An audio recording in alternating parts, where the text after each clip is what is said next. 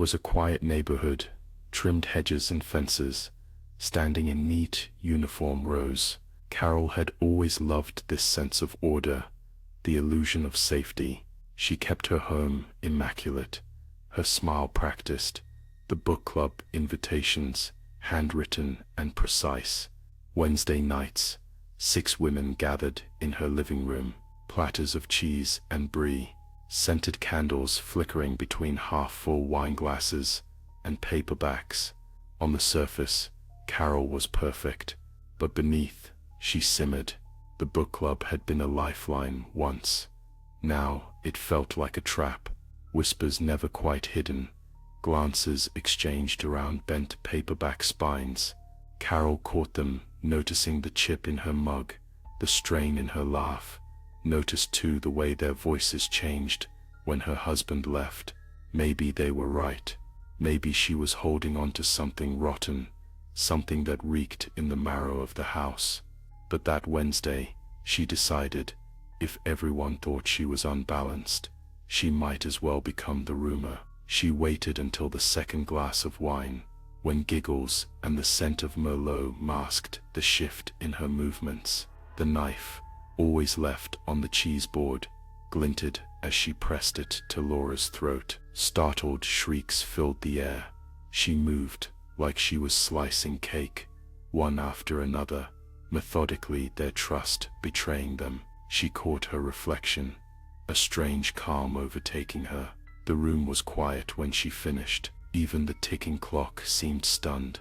The next day, the police stood on Carol's stoop, bulky in blue, their faces bleached in hatred and fear. She didn't cry or break. She told them everything, everything but the truth. She had been stalked, she whispered, voice trembling. He watched from her window, left notes inside her mail, called in the night. She tried to stay strong, but he got in, masked, laughing.